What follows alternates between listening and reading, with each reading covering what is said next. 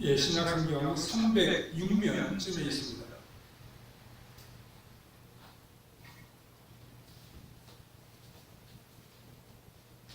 갈라디아서 4장 1절에서 7절입니다.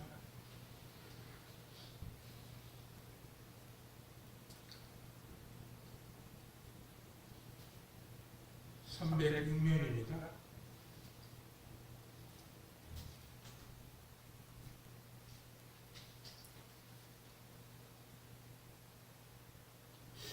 일절부터 우리 같이 읽겠습니다. 내가 또 말하노니 유업을 이을 자가 모든 것의 주인이나 어렸을 동안에는 종과 다름이 없어서 그 아버지가 정한 때까지 후견인과 청지기 아래에 있나니, 이와 같이 우리도 어렸을 때 이 세상의 초등학문 아래에 있어서 종노릇 하였더니 때가 참에 하나님이 그 아들을 보내사 여자에게 나게 하시고, 율법 아래에 나게 하신 것은 율법 아래에 있는 자들을 숙명하시고 우리로 아들의 명분을 얻게 하려 하십니다. 너희가 아들이므로 하나님이 그 아들의 영을 우리 마음 가운데 보내사 아빠 아버지라 부르게 하셨느니라. 그러므로 내가 이후로는 종이 아니요 아들이니, 아들이면 하나님으로 말미암아 유업을 이을 자니라. 아멘. 예, 오늘은 아들됨의 특권이라고 하는 제목으로 잠시 말씀을 생각해 보겠습니다. 널리 알려진 분들이기 때문에 제가 좀 실명을 사용해서 말씀을 드리겠습니다. 우리나라의 그 세계 순위 5위 안에 들어가는 하나그룹이라고 하는 그룹이 있죠. 원래 이 그룹을 창업한 분은 김종희 씨라고 하는 분입니다. 우리 아주 오래전에 돌아가셨는데요. 이분이 돌아가셨을 때 그 아들, 현재 회장인 김승현 씨가 나이가 30살밖에 안 됐습니다. 그런데 이 30살짜리 아들이 이 대재벌 그룹의 총수의 자리에 오르게 되었습니다. 무슨 김승현 씨가 이 30살의 아들이 무슨 경영에 큰 경험이 있으며 또 무슨 큰 그룹을 이끌어갈 만한 그런 능력이 있었겠습니까? 하지만 그는 남들이 가지지 못한 한 가지를 가지고 있었죠. 그게 뭡니까? 자기 아버지의 아들이었기 때문에 아들이었습니다. 그 그룹 안에는 수많은 전문 경영인들이 있었습니다. 그러나 그들은 아들이 아니기 때문에 그룹의 총수가 되지를 못했습니다. 또 우리나라 세계순위 3, 4위권에 들어가는 LG그룹, 여러분 잘 아시죠? 이 LG그룹의 부회장이 이제 나이가 아주 많이 된 건 아니었는데 병이 들어가지고 이제 굉장히 이제 돌아가시다가 임박하게 되었습니다. 근데 이분은 일날일을 두고 있었는데 그 아들이 20살 때 참 안타깝게도 사고로 생명을 잃고 말았습니다. 그러니까 이제 아들이 없는 거죠. 근데 어떻게 했습니까? LG그룹은 항상 원칙이 있는데 뭐냐면 장자 승계의 원칙입니다. 근데 아들이 어떻게 장자에게 그걸 물려줍니까? 그래서 구본무 회장의 동생인 희성그룹 회장인 구본능 씨의 큰 아들이 있었습니다. 그 아들이 구광모라고 하는 분인데요. 이 아들을 아버지가 살아있을 때, 그러니까 LG그룹 구본무 회장이 살아있을 때 양자를 입양했습니다. 양자를 입양하고 얼마 있지 않아서 구본무 회장이 돌아가시니까 자연스럽게 양자인 구광모 씨가 LG그룹의 회장이 되었습니다. 이 구본무 회장에게는 아주 유능한 경영 전문가의 동생들이 두 사람이 있었습니다. 그렇지만 그들이 그룹 총수가 된 것이 아니고 양아들이, 그러니까 조카가 그룹을 이어받았습니다. 우리가 법률적으로 그렇지 않습니까? 친아들은 당연히 상속권이 있죠. 근데 양자는 어떻습니까? 양자가 법적인 아들이니까 당연히 상속권이 주어지게 되는 것입니다. 우리는 하나님의 친아들이 아니에요.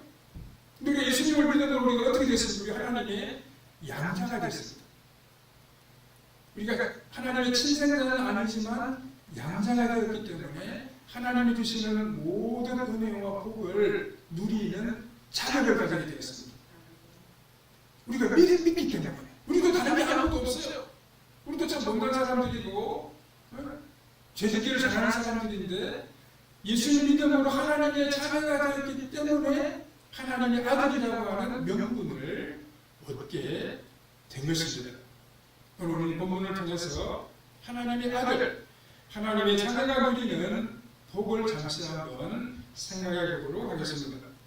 첫 번째로 아들이라고 어릴 때에는 종과 다름이 없습니다. 세상에 아주 많은 사람이 아들 하나가 있는데 예를 들어서 아들이 어릴 때 그만 세상을 떠나고 말았습니다. 그러면 어떻게 됩니까? 그 아들이 이 아버지의 세상을 다 거의 상속받지 않습니까?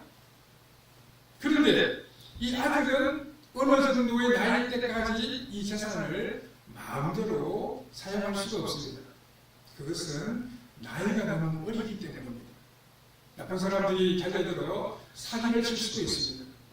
그래서 후견인이나 재산 관리인을 통상적으로 두게 됩니다. 본문 1절과 2절이 그것을 말씀하고 있습니다. 내가 또 말하노니 유업을 이을 자가 모든 것의 주인이나 어렸을 동안에는 종과 다름이 없었어. 그 아버지가 정한 때까지 후견인과 청지기 아래에 있나니 이렇게 말하고 있습니다. 어린아이에게 엄청난 재산을 알아서 운용하라고 하면 그가 가진 모든 것을 다 빼앗길 위험이 있습니다. 이 아들이 자라서 모든 일을 스스로 판단할 때까지 후견인과 청지기가 이 어린 아들을 돌봐주어야 합니다. 사도 바울이 이렇게 말씀하는 이유가 무엇이겠습니까? 3절에 보니까 이와 같이 우리도 어렸을 때 이 세상의 초등학문 아래에 있어서 종노릇 하였더니 이렇게 말합니다. 여기서 이 세상의 초등학문이라고 하는 것은 복음이 이 세상에 오기 전에 있었던 이 세상과 인간에 대한 가르침을 말합니다. 여기에는 미신과 신화 등이 포함되어 있습니다. 그리고 이것은 학문의 체계를 갖추고 있지는 못했습니다. 다만 하나님의 말씀이 없을 때 사람들이 이 세상의 원리에 대해 나름대로 설명하고 또 지켜야 할 규칙 등을 만든 것입니다. 이것들 중에 가장 중요한 것은 날에 관한 것입니다. 날. 무슨 좋은 날이 있고 좋지 못한 날이 있다는 거죠. 우리가 보통 기일이 있고 흉한 날이 있다. 그렇게 사람들이 말하는 것을 이야기하는 거죠. 사람들은 이런 날들을 잘 지키려고 합니다. 지금도 많은 사람들이 이 날에 따라서 살아가지 않습니까? 이것은 다 미신과 관련되어 있습니다. 이렇게 하려고 하는 이유가 뭐겠습니까? 우리 마음속에 두려움이 있기 때문입니다. 내가 흉한 날에 이사를 하면, 흉한 날에 결혼식을 올리면 내 앞길이 앞날에 좋지 못할 거 아닌가? 이런 걱정이 있기 때문에 그 날을 지키는 거예요. 오늘날에도 이런 초등학문과 같은 미신이 우리의 삶에 크나큰 영향을 미치고 있습니다. 많은 사람들이 결혼을 앞두고 궁합을 보죠. 이사할 때, 결혼식을 배행할 때 손 없는 날을 골라서 하려고 합니다. 근데 요즘 사람들은 뭐 내 생활에 불편함이 없는 날이면 아무 날이나 뭐 결혼식을 올리고 이사하고 그러지 않습니까? 근데 불신자 가운데 어떤 사람들은 꼭 그런 날을 태미를 해서 중요한 일을 하려고 합니다. 저는 놀랍게도 조카를 결혼할 때 사실 알아가거든요. 우리가 예식장을 인계할 때에도 손 없는 날이 훨씬 더 인계료가 비싸요. 이사할 때도 제가 이사할 때 이사한테 물어보니까 손 없는 날에 이사 비용이 훨씬 더 비싸다는 거예요. 그러니까 미신을 따르는 사람들은 살아갈 때 다른 사람들보다 훨씬 더 많은 것에 신경을 써야 되고 또 남들이 쓰지 말아야 할 돈도 더 사용하게 된다는 거죠. 바울은 본문에서 율법을 초등학문이다 이렇게 부르고 있습니다. 그것은 당시 율법이 너무도 변질되어 있어서 미신과 비슷하게 되어버렸기 때문입니다. 당시 유대인들은 수많은 날들을 지키면서 마치 이런 날들이 특별한 힘을 가지고 있는 것처럼 그렇게 잘못 생각했습니다. 바울은 본문에서 말하기를 이렇게 하는 것이 바로 초등 학문을 따르는 것이다, 그렇게 설명하고 있습니다. 사도 바울은 자기 자신도 예수님을 만나기 전까지는 이런 세상의 초등 학문 아래에서 종노릇을 했다고 고백하고 있습니다. 바울도 무슨 할과 무슨 절기에 얽매여서 살아갔다는 말씀입니다. 아들이라고 어릴 때에는 아들로서의 권리를 다 행사하지 못한다고 말씀드렸습니다. 종과 별로 다름이 없는 삶을 살게 된다고 말씀드렸습니다. 복음을 듣기 전에 율법에만 얽매여 살아가는 사람도 율법의 죄 안에만 사로잡혀 살아가게 됩니다. 그래서 율법을 주신 하나님의 뜻, 즉 모든 것을 사랑의 동기로 하고 이웃을 사랑하는 마음으로 행해야 한다는 사실을 잊어버리고 살아가야 됩니다. 여러분, 우리가 모든 일을 사랑의 동기로 하면 세상이 얼마나 복되고 아름다운지 모릅니다. 율법의 앞지 아래에 있고 말도 되지 않는 초등학문에 속박되어서 살아갔던 사람들, 복음이 얼마나 소중한지 나중에 알게 됩니다. 복음이 주는 자유, 진리의 말씀이 주는 자유가 아름답고 복되다는 사실을 깨닫게 된다는 말씀입니다. 두 번째, 율법 아래에서는 아들의 특권을 누리지 못했습니다. 아직도 이 땅에는 복음을 듣지 못한 사람들이 있고 또 어떤 민족은 민족적으로 복음을 듣지 못한 민족도 몇 개 있다고 얘기합니다. 그들이 복음을 들었을 때 어떤 반응을 보이게 됩니다. 대부분 왜 우리에게 이렇게 복음이 늦게 전달되었는가, 이런 탄식을 하게 된다고 합니다. 우리는 왜 우리나라에 이렇게 복음이 왜 늦게 들어왔을까? 라고 하면서 안타까워하는 마음을 가질 때도 있습니다. 여기에 대해서도 바울은 모든 일에 다 하나님의 때가 있다, 이렇게 말씀합니다. 사실을 보니까 때가 참에 하나님이 그 아들을 보내서 여자에게서 나게 하시고 율법 아래에 나게 하신 것은, 이렇게 말씀합니다. 우리는 예수님을 하나님이 왜 이렇게 늦게 세상에 보내셨을까, 이런 의문을 품을 때가 있습니다. 아주 오랜 기간 동안 사람들은 너무도 무지한 가운데 미신의 종노릇을 하고 살아갔습니다. 우리가 현 세상에 보면 말도 안 되는 것을 사로잡혀서 두려워하면서 그렇게 살아갔습니다. 그런데 하나님께서는 우리 생각에 너무나도 늦게 아들 예수님을 세상에 보내주신 것 같습니다. 거기에 대한 우리 하나님의 답은 때가 참에 하나님께서 아들 예수님을 이 땅에 보내셨다는 사실입니다. 때가 찼다는 말은 하나님께서 생각하신 시간이 되었다는 뜻입니다. 하나님께서 아들을 아무렇게나 아무런 때에 이 세상에 보내신 것이 아닙니다. 하나님은 충분한 시간을 두시고 아들을 보내주셨습니다. 왜 그렇게 하셨습니까? 이 기간은 사람들 하여금 자신의 죄인됨을, 자신의 부족함을 충분히 보게 하신 시간입니다. 예수 그리스도께서 이 땅에 오시기까지 사람들은 스스로를 구원하기 위해 나름대로의 방법을 다 찾아보았습니다. 그 중에 중요한 것은 이스라엘 백성들의 율법이었습니다. 이스라엘 백성들의 실패한 역사가 우리에게 보여주고 있는 교훈이 무엇이겠습니까? 인간의 죄악성은 너무나도 크고 강해서 율법으로는 다스릴 수가 없다는 것입니다. 율법으로는 인간의 마음을 제어할 수가 없다는 사실. 죄악성 앞에, 우리의 죄악된 본성 앞에 율법은 아무런 힘을 쓰지를 못합니다. 근데 그리스 사람들은 어떻게 했겠습니까? 그리스 사람들은 철학을 생각했어요. 철학. 그래서 그들은 그리스 사람들은 철학을 통해서 끊임없이 토론했습니다. 끊임없이 새로운 율법을 만들어내었습니다. 그 윤리적인 가르침을 통해서 사람들을 교화시키려고 했습니다.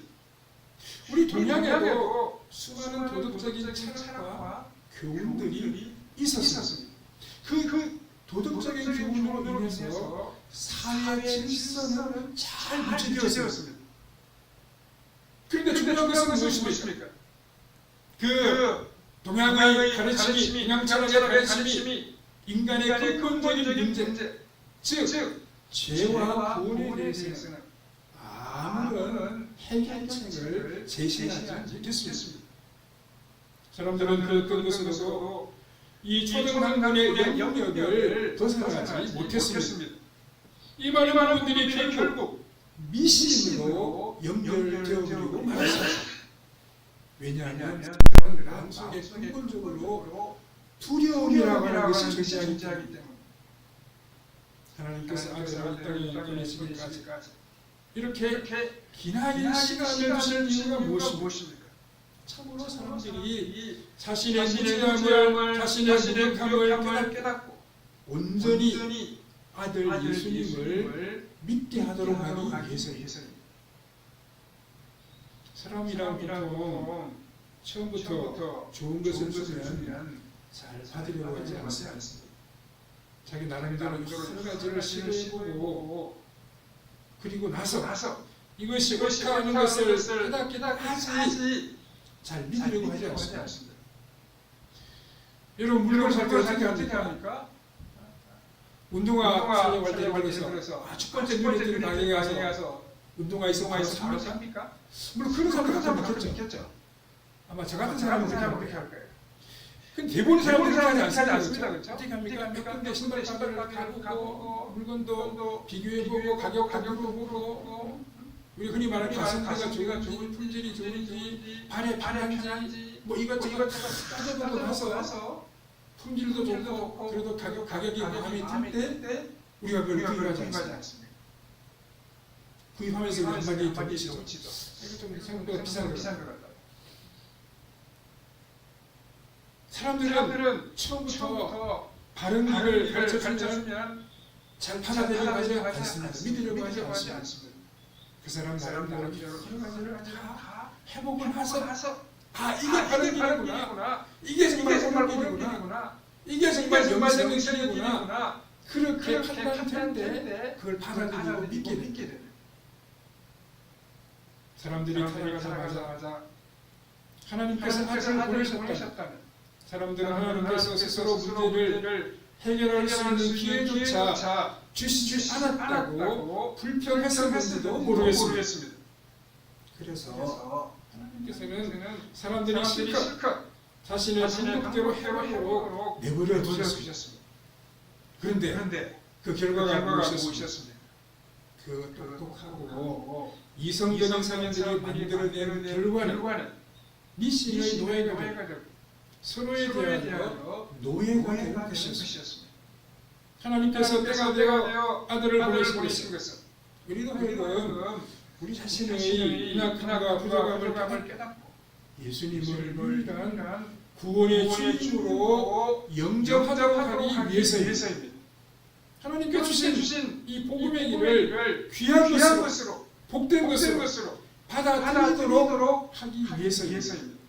예수님이 아니시면 우리는 하나님 앞에 담대하게 나아갈 수 없습니다. 예수님이 아니시면 예수님의 대신 죽으심의 역사가 없었다면 우리는 영원히 멸망의 길로 나아갈 수밖에 없었을 것입니다. 예수 그리스도는 우리를 하나님 앞에 율법과 죄악의 노예가 아니라 사랑받는 아들이 되게 만들었습니다. 하나님의 사랑받는 자녀가 되도록 만들어 주셨습니다. 사절에서 하나님이 그 아들을 여자에게 낳게 하시고 이렇게 말씀하죠. 이것은 예수님께서 인간의 모습으로 오셨다는 뜻입니다.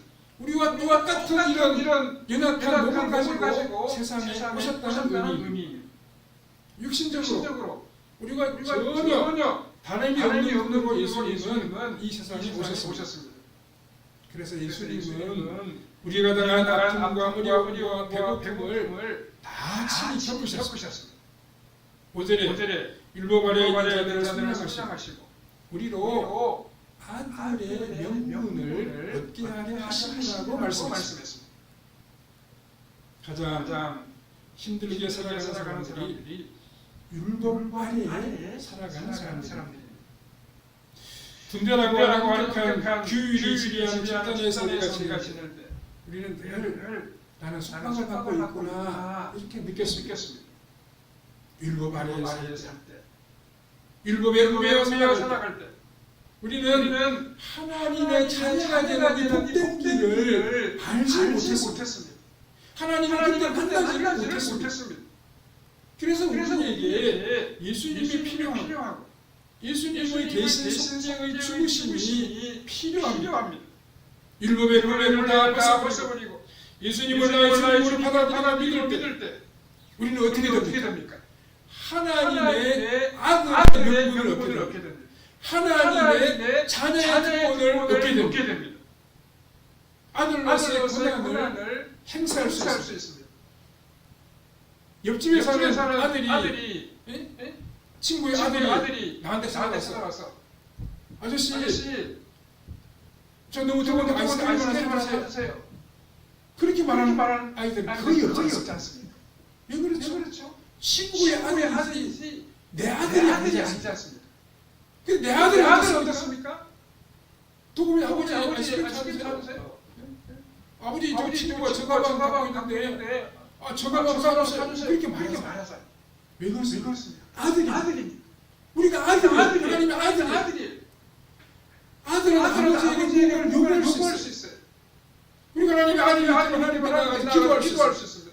하나님 나 이거 너무 억울합니다. 하나님 이거 좀 해결해 주세요. 하나님 나를 해결해야 돼. 이거 있으면 안 되고 어떻게 합니까? 하나님이 나 도와주세요 안 되겠습니까? 그리고 우리가 기도할 수 있는 거. 우리는 예수님처럼 하나님의 아들을 얻었어요. 우리가 이 명분을 선포하면서 이 땅을 복스럽게 살아가야 합니다. 세 번째로 우리는 믿음으로 하나님의 자녀 하나님의 아들의 복을 누리게 됩니다. 예수님이 우리에게 주신 가장 귀하고 값진 선물이 무엇입니까? 그것은 하나님의 은혜의 보좌 앞으로 담대하게 나아갈 수 있는 마음입니다. 6절에 보니까 너희가 아들이므로 하나님의 그 아들의 영을 우리 마음 가운데 보내서 아빠 아버지라 부르게 하시느니라 이렇게 말씀하고 있습니다. 아들은 아버지를 아빠로 부르죠. 근데 며느리가 시아버지를 아빠라고 부릅니까? 물론 요즘은 가끔 그런 사람 있다 합니다만 다 그렇게 부르지는 않죠. 우리가 지금 이번에 아빠 아버지가 되어 있는데 이 이전의 번역에 보면 아바 아버지라 그렇게 되어 있습니다. 이 아바라고 하는 말은 아람 말인데 우리말 아빠하고 참 여러 가지 면에서 비슷하게 사용되는 그런 단어였습니다. 우리가 아버지를 다정하게 부를 때, 또 격이 없이 부를 때, 또 어린 자녀가 아버지를 부를 때 우리가 뭐라고 합니까? 초등학교 다니는 꼬마가 아버님 학교 다녀왔습니다. 그러니까 그런 애는 없죠. 아빠라고 부르죠. 우리 다정해서 아빠라 하지 않습니까? 우리가 이스라엘도 하나님의 자녀가 되었을 때 성령께서 우리에게 주신 가장 놀라운 은혜는 점잖게 아버님 이렇게 부르는 것이 아니라 아빠라고 하나님을 아빠라고 다정하게 부르게 하시는 것입니다. 그만큼 하나님께 우리 육신의 아버지에게는 그런 감정으로 나아가게 된다는 뜻입니다. 그만큼 하나님 우리 가까이 계시고 우리를 다정하게 맞이해 맞이해 주시고 주시고 사랑이 사랑이 담긴 담긴 눈으로 눈으로 하나님이 하나님이 우리를 우리를 돕고 계신다는 계신다는 것입니다. 것입니다. 이 세상에서 세상에서 예수님 예수님 이외에 이외에 그 그 누구도 누구도 이렇게 이렇게 친밀하게 친밀하게 하나님께 하나님께 나아갈 수 있는 나아갈 사람이 없었습니다. 그러나 우리가 미신과 미신과 세상에서 세상에서 한 욕심을 욕심을 던져버리고 던져버리고 자기 자기 자신을 자신만의 하나님 이기적인 이기적인 마음을 마음을 버리고 버리고 예수님의 예수님의 마음을 마음을 가지게 될 때 될 때 우리 하나님께 하나님께 아빠 아빠 하나님 하나님 그렇게 이렇게 부를 수가 수가 있다는 것입니다. 것입니다. 하나님을 인격적으로 만나지 못하고 못하고 하나님이 하나님이 저 저 멀리 멀리 나와 나와 상관없는 상관없는 분으로 분으로 생각하면 생각하면 하나님을 아빠 아버지라고 아버지라고 부를 수가 없습니다. 없습니다. 어떤 고마가 꼬마가 길을 가다가 가다가 아빠를 한번 아빠를 한번 당연했다고 당연했다고 생각해 생각해 봅시다. 봅시다. 그럼 이 꼬마가 꼬마가 너무 너무 좋고 반가워서 아빠 아빠 이렇게 막 부르겠죠. 부르겠죠. 근데 근데 아빠는 아빠는 다른 사람과 이야기하느라고 이야기하느라고 자기 아들의 소리를 듣지 못할 수 있습니다. 있습니다. 그럼 어떻게 하면 가만히 가만히 있습니까? 있습니까? 아빠 바쁘구나 가야 집에 가야 돼. 그러니까 안 그러지 않습니까? 계속 아빠 소리 높여서 아버지를 부르게 이 아이는 막무가내로 아빠만을 부를 것입니다. 자기에게 느낌을 돌릴 때까지 그렇게 아빠를 소리 높여 부를 것입니다. 우리가 이런 자세로 하나님께 나아가야 한다는 말씀입니다. 우리가 힘들 때 우리 무슨 문제가 있을 때 마음에 소원이 있을 때 우리 하나님 이름을 불러야 됩니다. 하나님 나에게 좀 와주세요. 내 손을 좀 잡아주세요. 이렇게 말해야 한다는 것입니다. 하나님이 들으시고 우리 소원을 들어주실 때까지 우리 하나님 앞에 나아가야 하고 하나님 이름을 부르고 기도해야 합니다. 실제로 보니까 그러므로 내가 이 부르는 종이 아니요 아들이면 하나님을 말미암아 유업을 이을지니라 하고 있습니다. 하나님의 자녀는 하나님의 나라를 유업으로 받습니다. 또 하나님의 나라를 위해서 하나님의 의를 위해서 살아가야 합니다. 하나님의 영광을 위해 복음을 위해 당연히 살아가야 합니다. 하나님의 의를 이루고 하나님의 기뻐하시는 일을 위해서 날마다 우리가 살아가야 됩니다. 여러분 밭에서 일할 때 종이나 품상을 받는 일꾼은 어떻게 합니까? 뭐 적당히 일해서 뭐 시간만 때우라. 시간이 끝나면 얼른 집에 가버리면 그만이에요. 근데 아들은 어떻게 합니까? 아들은 그렇게 하지 않죠. 정해진 시간에 열심히 일하지만 정해진 시간에도 아직 일할 거리가 남아있으면 해가 질 때까지 그 밭을 떠나지 않습니다. 왜 그렇습니까? 이것은 나의 일이다. 이것은 내 것이다. 그렇게 아들은 생각하기 때문입니다. 그러니까 아들과 품꾼은 아들과 일꾼은 그 일하는 모습에서 차이가 나는 것입니다. 우리는 하나님의 아들입니다. 예수님처럼 하나님의 친아들이 아니고 하나님의 양자입니다. 처음 말씀드린 것처럼 강광모 회장이 구원모 회장의 친아들은 아니지만 양자로 일하기 때문에 아들의 모든 고난을 누린 것처럼 우리도 하나님의 아들로서의 고난과 복을 받을 수가 있다는 말씀입니다. 우리는 아들임으로 하나님의 나라의 유업을 이어받게 됩니다. 하나님 주신 복을 받게 됩니다. 우리 하나님 나라의 상속자입니다. 이 얼마나 놀라운 복입니까? 세계에서도 아니고 세상에 모든 것을 주관하시고 천지를 만드신 하나님의 상속자가 우리입니다. 그러니까 예수님의 사람들이 얼마나 복된 사람입니다. 우리 어깨에 좀 힘을 주고 살아야 돼. 좀 당당하게 바르게 자신감 있게 우리가 살아가야 돼. 하나님 주신 모든 좋은 것들을 우리가 누리고 물려받게 됩니다. 이 받은 은혜를 감사하면서 우리 하나님의 나라와 하나님 복음을 위해 살아가는 우리의 삶이 되어야 할 것입니다. 하나님 나라에 속한 사람으로 받은 하나님의 사랑을 나타내고 복음을 전하며 살아가는 성도님들의 삶이 다 되시기를 바랍니다. 사랑하는 하나님 감사합니다. 감사합니다. 우리를 하나님의 자녀 삼아주시니 참으로 감사합니다. 하나님의 자녀임으로 하나님의 나라의 유업을 이어받게 하시니 참으로 감사합니다. 하나님 우리 아버지가 되시니 참으로 감사합니다. 우리 이 은혜에 감사합니다. 우리 하나님을 위해 복음을 위해 하나님의 의를 위해 살아가는 우리의 발걸음이 되게 하여 주시옵소서. 예수님의 이름으로 기도하옵나이다. 아멘. 아멘. 찬송가